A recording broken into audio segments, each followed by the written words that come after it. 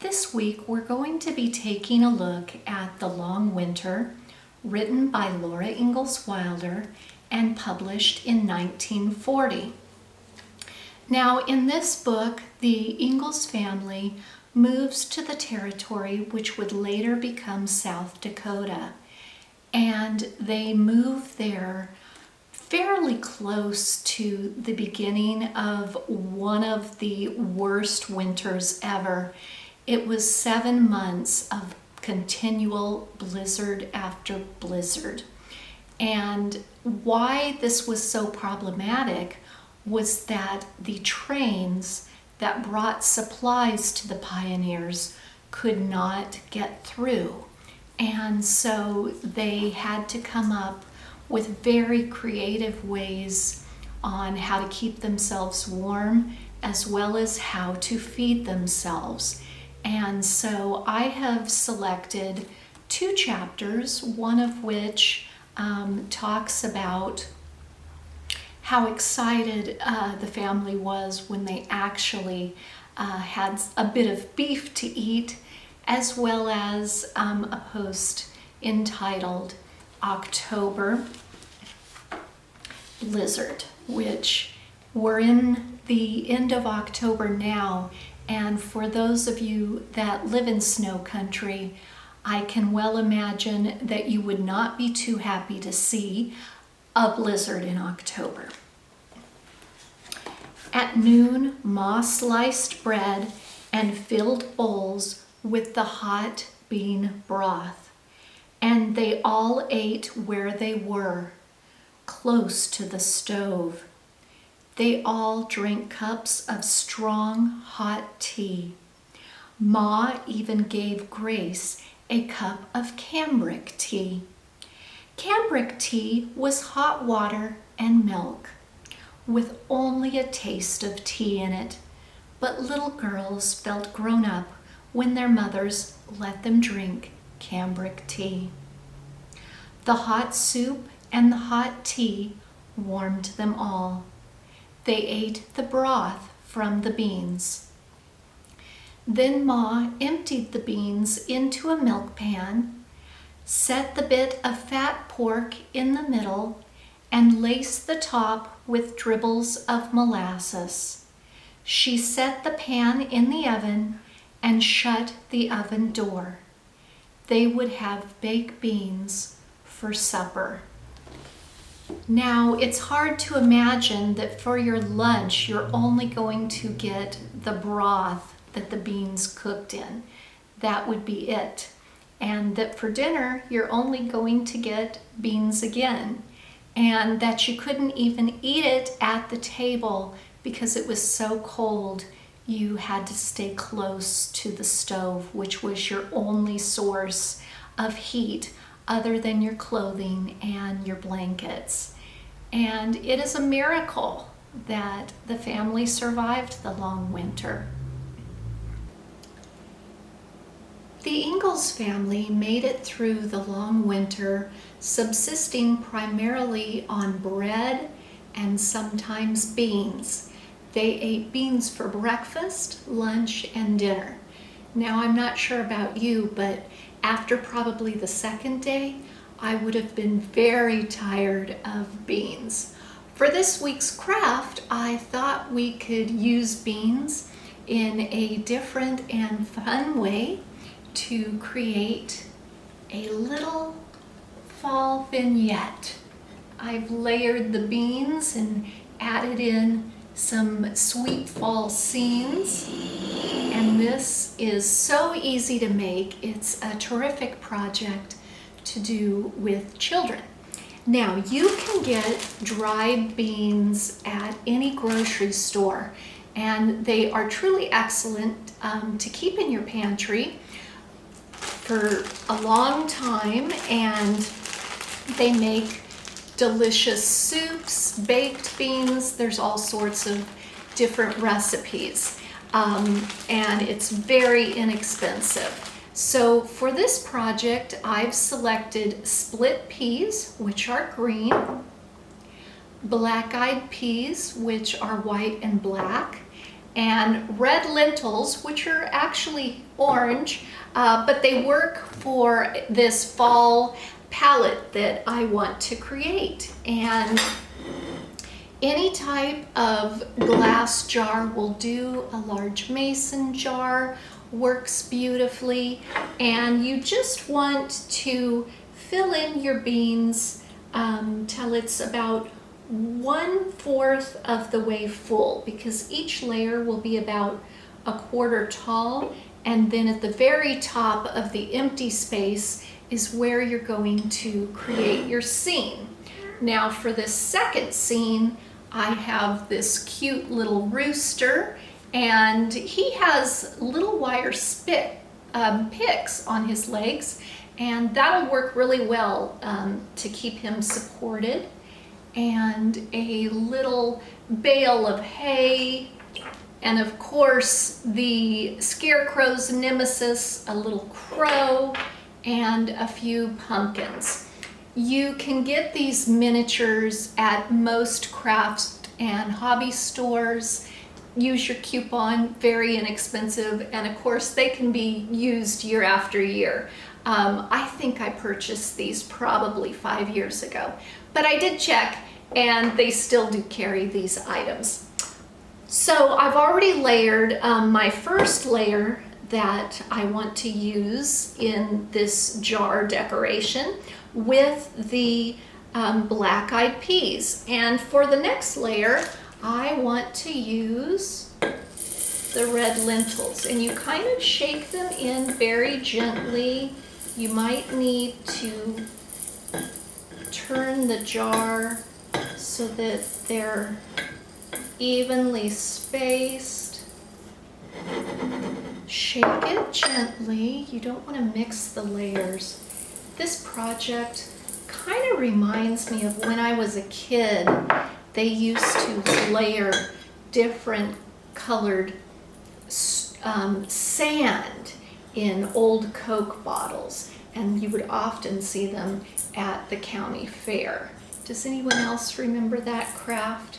And then if you need to smooth it out, you can gently shake it or use a spoon, and then just kind of see how much taller you want to make your layers. So I'm going to add in a little bit more. Runaway lentils. And then again, just kind of shake out. Okay, that side looks pretty good. I'll add just a bit more here in the front. And again, we're just going to kind of smooth it out. All right. You just kind of eyeball it. There's no right or wrong way to do this. Runaway split peas. All right, let's get that one over here and that one over here. All right, and we're going to add in a little bit more.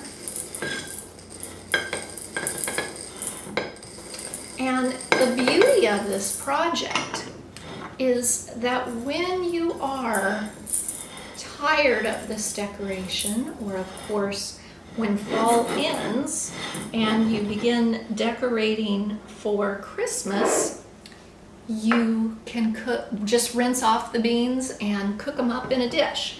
Okay, so that gives me the 3 layers that I'm seeking, and then I'm just going to add in the bale of hay kind of over here, and then we're going to put our chicken right up in front, and let's put pumpkin right there, maybe a pumpkin in the back and a pumpkin over here. So I'll switch it around because, again, since this is glass, you want to make sure that every angle has something interesting to look at. And I think Mr. Crow wants to rest on the hay bale. So it's just kind of a fun fall scene. There's so many different ways that you could decorate it, and then you just put the lid on, and then just for a little bit more interest, I added some twine and fall foliage. And I had made this twine, oh gosh, it's probably been 5 years ago. And you basically just wet the twine and you wrap it tightly around something. If I remember right, I wrapped it around a Sharpie, and then you just let it dry for between 24 and 48 hours, depending on what the temperature is in your house. And it's, because it's so curly-cued, it does take a little bit to get it where you want it tied. And I think maybe swing it around this way, and then I'm just gonna knot it in position. I have to kind of be able to see what I'm doing, but I'll show you in a minute. And you can certainly separate the lid to do this if you want. All right, and it makes a little bit of a mess. Twine is messy, but you can see how I just simply tied it on, really easy. And then from there, I just have some fall foliage. These are 3 single leaves that I just simply hot glued together. And if children are doing this project, you can absolutely use white craft glue. It'll just take a bit longer to dry. And in this instant, I want something very quick since it is video. So you just somewhat cover the knot that you just made, and you have to hold it in position really quick. I'll swing it around so you can see what I'm doing. And then if there are any areas that you want to cover up, you can use some little flowers or anything you might want. And so I'm just going to tack this flower on this side. Whoops, dropped the glue gun. Sorry. Live TV. And then this little purple flower I'm going to put right on top of the leaves.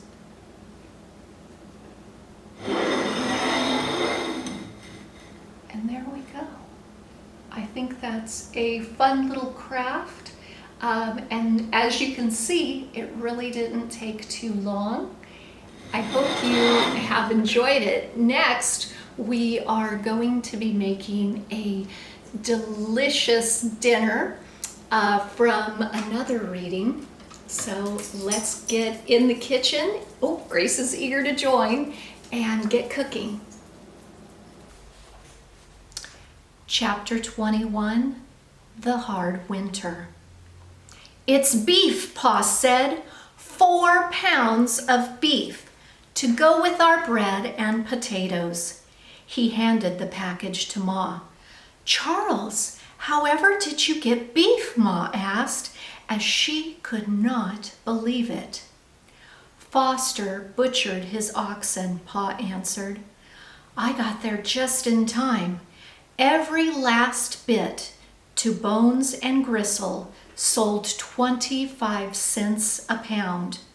But I've got 4 pounds, and here it is. Now we live like kings. Ma quickly took the paper off of the meat. I'll sear it all over and pot roast it, she said. Looking at it made Laura's mouth water. She swallowed and asked, Can you make a gravy, Ma, with water and brown flour? Indeed I can, Ma smiled. So for this week's recipe, we are going to make a pot roast with a gravy made from browned flour. Let's get going in the kitchen to see what's cooking. After eating beans, bread, and potatoes for so long, it's easy to understand why Carrie and Laura and Grace, the entire Ingalls family, was so happy when Pa brought home 4 pounds of beef. And Ma had said that she was going to make a pot roast with it, and she was excited that in her different ways that she could use the broth and the meat and vegetables, she could make it last for about a week, which seems a little bit incredible to me. I will not be cooking 4 pounds of beef because I don't want to be eating this for a week. When I normally make my pot roast, I start with some beef broth and I add in a bit of French sea salt and spices and some Worcestershire sauce. And pot roast is the perfect way to use up vegetables that are maybe on their last legs. These mushrooms have turned a bit brown, they're softening, so they definitely need to be used up. And my carrots that I recently harvested are starting to split, and these peppers we're also starting to soften a bit. But in a pot roast, it doesn't matter. You can also use onion, cloves of garlic, potatoes, celery. Most root vegetables do very well in soups and stews. And I do have my beef here. Now, in the recipe for pot roast in the Little House Cookbook, it prepares it in a way that I had never heard of or prepared it myself. And it uses vinegar, salt and pepper, allspice, and cloves. It's a little bit overcast today here in Texas where I live, and the leaves have started to fall at Storybook Cottage. So it's the perfect time to make a pot roast. I'm going to get started preparing the liquid, which also adds a little bit of water. I think I'm going to go ahead and dice up my potatoes and onion as well. And then I'm going to put it in the crock pot. And when Ma had prepared her pot roast, she probably left it cooking for several hours. A pioneer housewife had many responsibilities to take care of each day. A good portion of her day was, of course, spent preparing food for her family, and the ways of cooking, either over an open fire, an open hearth, or a stove, it could take several hours for food to cook. So this is the closest I could get to in my own kitchen. And once we have the ingredients and it's cooked for a few hours, I will show you how we're coming along. And Ma does talk about to make the gravy that Laura so anxiously desires. She thickens the broth with flour, and I will be doing the same. So I'm going to get started. Okay, I just wanted to show you after everything went in. You can kind of see the vinegar water broth, and I left all of the vegetables in great big chunks, the potatoes, the onions, and that's because I don't want my vegetables to get mushy. I want them done but not falling apart. So by making them a little bit larger, they'll cook evenly along with the beef. And when we get to the point of where I am adding the flour in, we will come back and check on the pot roast progress. The pot roast has been cooking for several hours. I have removed some of the broth and added some browned flour to it, and now I'm going to add it to the pot roast.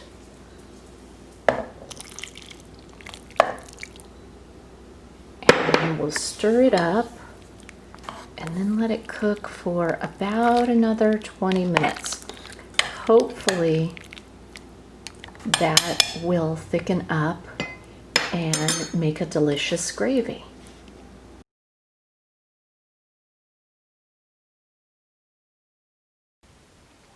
Last week, a lovely viewer, Lisa, left a comment and she wanted to know more information about the clothing that I wear. She wrote that she assumed that I made most of the clothing that I wear in the videos. And I do try to wear only clothing that I have made in these videos. Some are more pioneer fashions and some are more vintage in style. Many people are surprised to hear that I really only started seriously sewing about 3 years ago. I just like wearing cotton and I found it harder and harder to find cotton clothing. And in addition, it just seemed that the workmanship found at the clothing that's sold in stores now was very poor. It just didn't hold up, and I wanted my clothing to last. And I do share the things that I make on my website, and usually it's every Friday. It's called Fashion Friday, and I make everything from historical garments to modern clothing that I wear in my everyday life. I had hoped that this week I would be sharing my finished natural form work dress. If you remember 2 weeks ago, I was showing you the skirt that I had had problems with. And you can see in the background, while I did finish the bodice, I set the sleeves in wrong. It's a proper term, sleevels, because sleeves are evil. And so I'll show you how they currently fit. I am going to have to take them completely off and reposition them, which can be a frustrating part of sewing. But with each garment, I learn something new, and hopefully in the future, I won't have difficulty inserting sleeves. But who knows? Sewing is always a process in which you're learning and growing. So this is my natural form era work dress bodice. And from a distance, it doesn't really appear that anything is wrong with the bodice. But I'm going to walk towards the camera to show you a closer look at how I know I set the sleeves in wrong on this garment. So the first thing is this is really pulling and puckering near my shoulder area. It's very tight against here. And also too, this should be smooth on either side of the sleeve, and as you can see, it's very wrinkled. The next thing that you can see is it's really pulling downwards, and you can see that the bulk of the excess fabric, which should actually be more at the top of my shoulder, is in the back. And it is the same on both sides. So the remedy is that I have to take the sleeve completely off and rotate it up. And also there is a seam here, and I need to move the sleeve a little bit this way as well. So hopefully it should only take about an hour's worth of work. The fit will be a bit different when I wear a corset. I'm wearing modern undergarments now, so that also affects the fit. So hopefully by next week, I will be able to share with you my new work dress.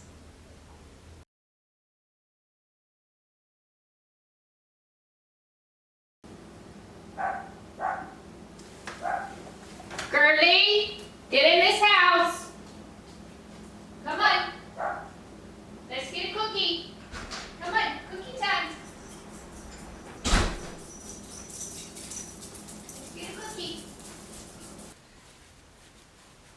Grace has decided that she just loves story hour and wants to be in the mix. But the problem is she can't hold her liquor. She can't hold it. Yes, I know. I'm gonna have to put you down. This week we're going to be looking at The Long Winter, written by Laura Ingalls Wilder and published in 1940. And there's our Grace. She's barking at the mailman.